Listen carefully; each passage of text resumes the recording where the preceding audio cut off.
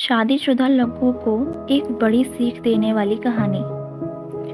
पत्नी ने न जाने क्या किया था कि पति ने उसे एक के बाद एक कई थप्पड़ जड़ दिए। हमेशा हर सिचुएशन को शांति से हैंडल करने वाली पत्नी भी इस बार इतनी अशांत हो उठी कि उसने अपनी चप्पल ही निकालकर पति की ओर दे फेंकी। चप्पल पति के बालों को छूते हुए निकल गई। ये किस्सा यहीं पर खत्म हो सकता था, मगर पति ने इसे अपनी मर्दानगी का विषय बना लिया और बात बद से बदतर होती चली गई। रिश्तेदारों ने भी आग में घी का काम किया। किसी ने कहा, जो औरत अपने पति को चप्पल से मार सकती है वो ना ही तो वफादार हो सकती है और ना ही पतिव्रता। ऐसी औरत परिवार ही नहीं पूरे समाज पर कलंक की तरह है। बीवी के पक्ष वाले पीछे कहाँ रहने वाले थे। किसी ने कहा, 21वीं सदी में भी जो स्त्री के साथ मारपीट करते हैं उन्हें तो जेल भेज देना चाहिए। तो कोई कहता, जरूर उसको कोई और पसंद आ गई होगी, इसलिए अब पत्नी से मारपीट करने लगा है। बात कोर्ट तक पहुंच गई। दोनों पक्षों ने एक दूसरे के खिलाफ केस फाइल दर्ज करा दिया। पति ने चरित्रहीन होने का तो पत्नी ने दहेज और शारीरिक उत्पीड़न का आरोप लगाया। 2 वर्षों से अधिक समय के लिए केस चला था। इन 2 वर्षों के दौरान दोनों पति पत्नी अलग अलग रहे थे। इन 2 वर्षों के दौरान दोनों पक्षों के समर्थकों की संख्या कम हो गई थी। पहले जहां दोनों पक्षों में समर्थकों का समूह होता था, अब गिने चुने लोग रह गए थे। पति और पत्नी दोनों की आर्थिक स्थिति भी इस समय के दौरान नीचे गिर चुकी थी। जिन्हें वो अपना शुभ चिंतक समझ रहे थे, पैसों की बात आते ही उन्होंने भी अपना पलड़ा झाड़ दिया था। अगर कोई देने को राजी भी हुआ तो मोटे ब्याज की शर्त पर। आखिरकार वही हुआ जो सब चाहते थे, डाइवोर्स। हर कोई खुश था, दोनों पक्षों के रिश्तेदार, उनके माता पिता और दोनों के वकील। लेकिन 5 साल की सुखद शादी और एक सुंदर बेटी होने के बाद मिले इस डाइवोर्स से पत्नी मूक थी और पति शांत। शायद ये एक इत्तेफाक ही था कि इस खुशी को मनाने के लिए दोनों पक्षों के लोग एक ही चाय की टपरी पर बैठे आमने सामने। इत्तेफाक इसलिए क्योंकि ज़्यादातर लोग जो एक दूसरे के विरोध पक्ष को सपोर्ट कर रहे थे, वे एक दूसरे को अच्छे से जानते भी नहीं थे।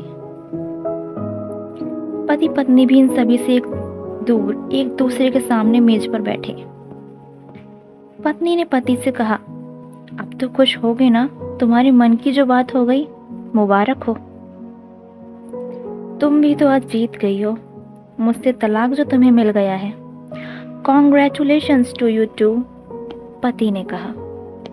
तलाक को तुम जीत का प्रतीक समझते हो? पत्नी ने पूछा। पति चुप रहा। थोड़ी देर की शांति के बाद पति ने कहा, मुझे तुम्हें 5 लाख रुपए अभी और हर महीने 8,000 देने का आदेश है।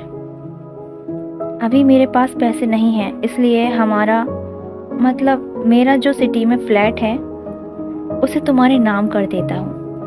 पत्नी बोली, लेकिन उस फ्लैट की कीमत तो 18 लाख की है। हाँ, लेकिन हमारी बेटी तुम्हारे साथ है और आगे जाके उसके खर्चे भी बढ़ेंगे, तुम्हें थोड़ी आसानी होगी, पति ने कहा।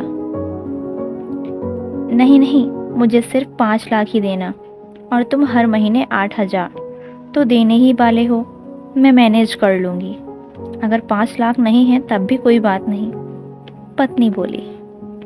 दोनों फिर शांत हो गए। पति सोचने लगा, कितनी भोली और समझदार है ये औरत, जो कुछ समय तक पहले मेरी पत्नी थी और अब अनजान। ये वही है जो कम से कम खर्चे में घर चलाती और पैसे बचाकर मेरे जन्मदिन और बर्थडे पर हमेशा मेरे लिए नए कपड़े खरीद लाती।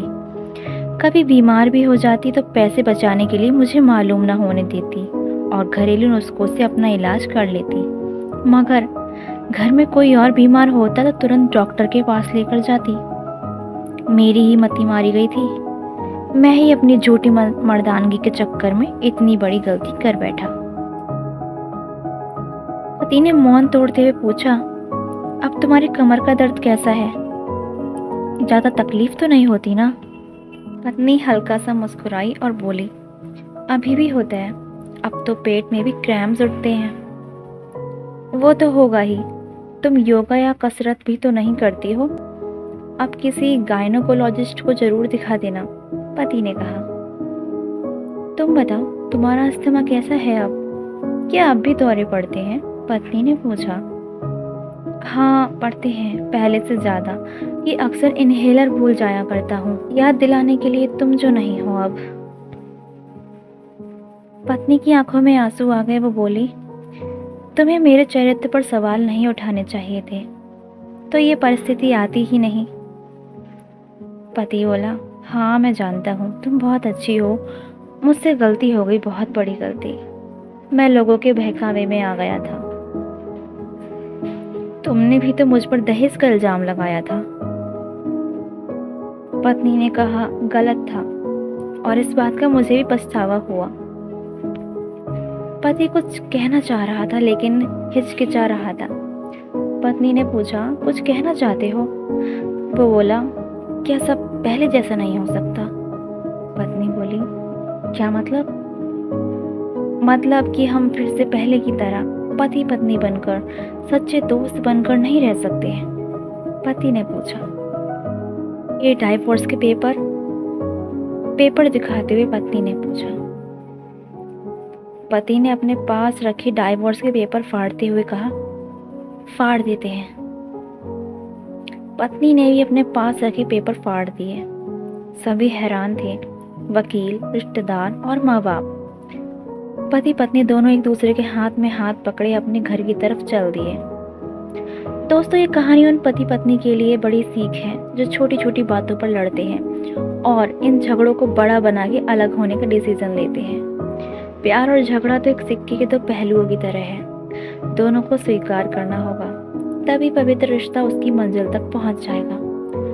अगर आपने कहानी को यहाँ तक सुना है तो आपका बहुत बहुत शुक्रिया, क्योंकि आज आप एक बहुत बड़ी अहम सीख लेकर जाएंगे। हमारे आप चैनल पर नए हैं तो इस चैनल को सब्सक्राइब करना बिल्कुल ना भूलें। वीडियो अगर पसंद आई हो तो इसे लाइक करें।